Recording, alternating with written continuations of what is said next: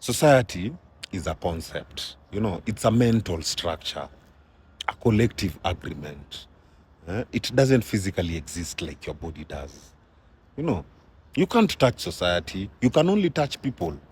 So, what we call society is actually a network of human relationships that is layered with shared expectations, norms, and even beliefs. But now, without those relationships, then society vanishes. You know, it's no society that creates connection, it's connection that creates society. That's why I'm saying society is a mental model. It's a mental construct. It's not a lived experience. It's not a lived experience, I mean. And think of it this way, yeah?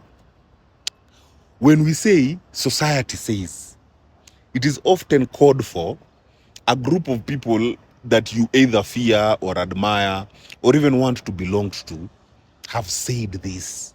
Because society has no face, it has no heart, no singular voice.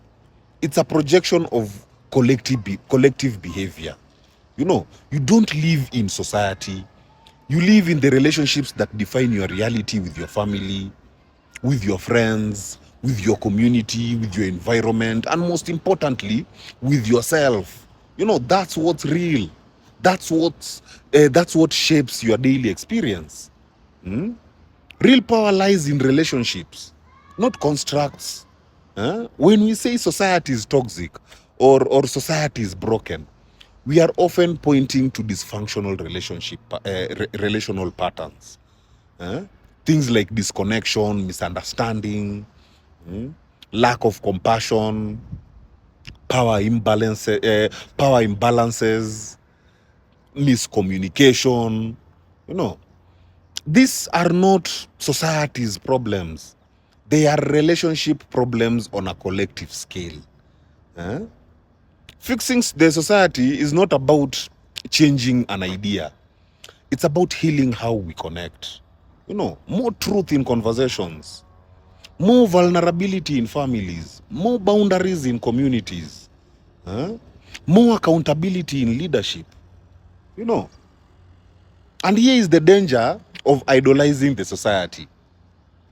You end up seeking approval from a faceless crowd instead of intimate relationships. You perform for acceptance instead of cultivating the truth. You sacrifice your individuality for the illusion of belonging. This has led to emptiness because you are chasing something that doesn't truly exist. A phantom of collective validation. We need to shift the focus from society to soulful bonds, to connection. Instead of asking, what does society expect of me? Then ask, what kind of connections am I nurturing? What relationships define my peace, my truth, my growth? Because it's not society, it's not society that will hold you when you break. It's the people who know your soul. It's the conversations that ground you.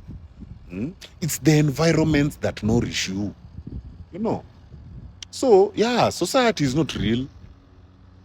Connection is real. Society is a reflection. Relationships are not the root. If you want to change the world or if you want to change your environment, don't start with the abstract idea of society. Start with your connections. Heal them, deepen them, make them real. Because the stronger the connection, the healthier the relationships. And the healthier the relationships, the more conscious the world we call a society becomes. My people, heal. Heal.